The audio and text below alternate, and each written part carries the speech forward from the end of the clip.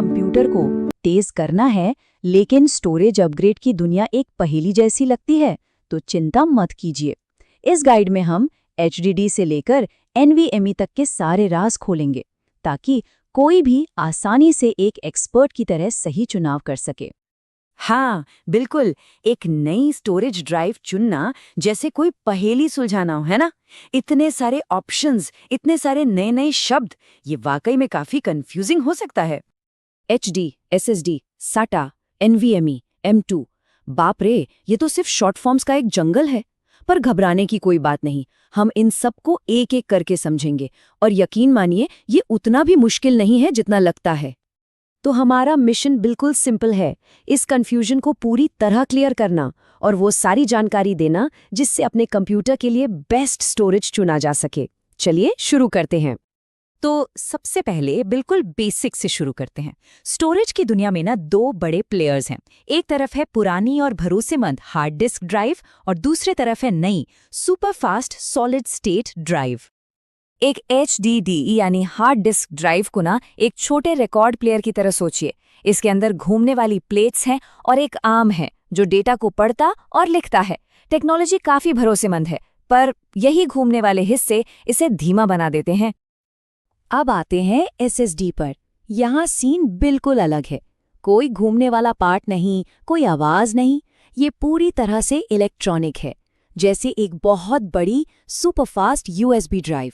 इसका सीधा मतलब है जबरदस्त स्पीड, बिल्कुल शांत, और झटकों से इसे कोई खास फर्क नहीं पड़ता।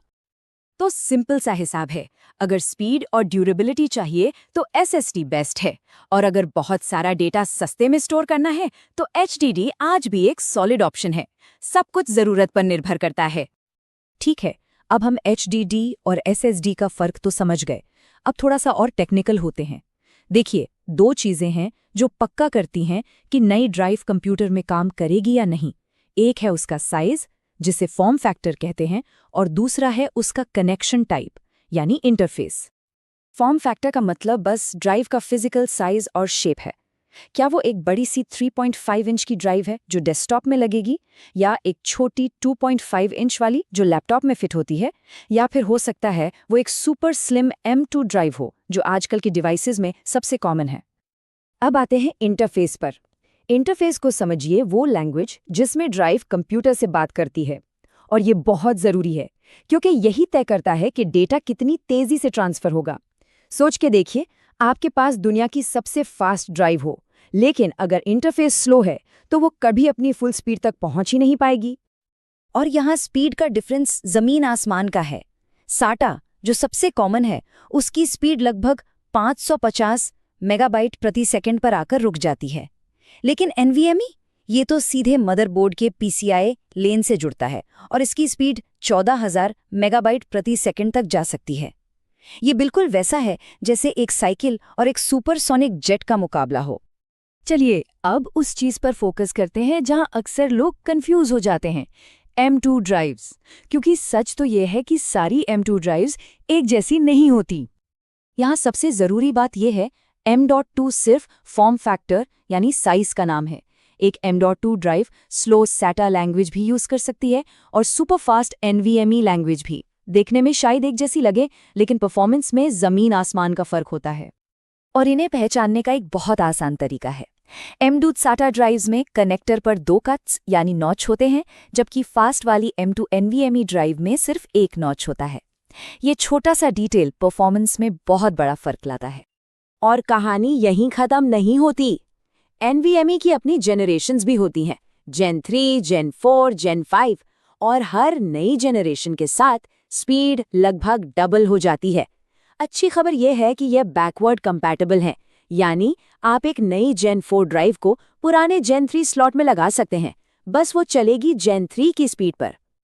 तो अब हमने साइज और स्पीड की बात कर ली। चलिए अब एक SSD के अंदर झांक कर देखते हैं और ये समझते हैं कि उसकी कीमत और लाइफ किस चीज़ पर निर्भर करती है। एक SSD के अंदर न छोटे छोटे मेमोरी सेल्स होते हैं जो डेटा स्टोर करते हैं।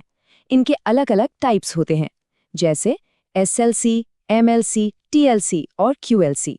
हमें बस इतना याद रखना है कि ज़्यादातर लोगों के लिए TLC प्राइस और परफॉर्मेंस का बेस्ट बैलेंस देता है और QLC एक अच्छा बजट ऑप्शन है। अक्सर एक चिंता रहती है कि SSDs वेयर आउट हो जाती हैं, लेकिन सच बताऊं, एक एवरेज यूजर के लिए ये टेंशन लेने वाली बात ही नहीं है। इससे पहले कि ड्राइव की राइट लिमिट खत्म हो, शायद नया कंप्यूटर लेने का टाइम आ जाएगा। तो फिर असली चिंता किस बात की करें? एक शब्द में हीट, गर्मी। हीट एक SSD की सबसे बड़ी दुश्मन है, खास करके मेमोरी कंट्रोलर के लिए, जो ड्राइव का ब्रेन होता है। वो गर्मी से डैमेज हो सकता है। और इसका सोल्यूशन कितना असरदार है, जरा देखिए।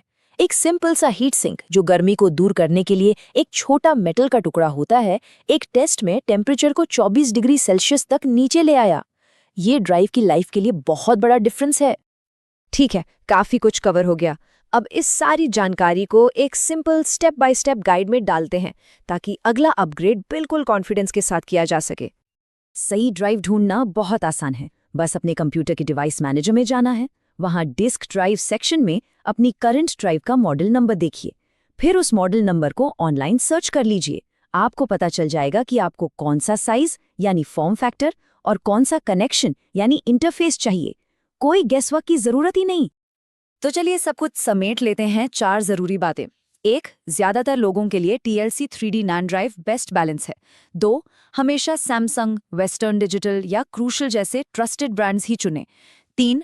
अगर M2 NVMe ड्राइव ले रहे हैं तो हीट सिंक जरूर इस्तेमाल करें। और 4. बेस्ट परफॉर्मेंस के लिए ड्राइव में हमेशा 10 से 20% स्पेस खाली रखें। और आखिर में एक सवाल छोड़ जाता हूँ। जैसे जैसे स्पीड डबल होती जा रही है, क्या हम एक ऐसे पॉइंट पर पहुंचेंगे जहां रॉ स्पीड से ज्यादा लॉन्ग टर्म रिलायबिलिटी मायने रखेगी? स्टोरेज के फ्यूचर के लिए क्या ज्यादा जरूरी होगा? परफॉर्मेंस की नई ऊंचाइयां या ऐसी रिलायबिलिटी जो सालों साल चले? सोचने वाली बात है।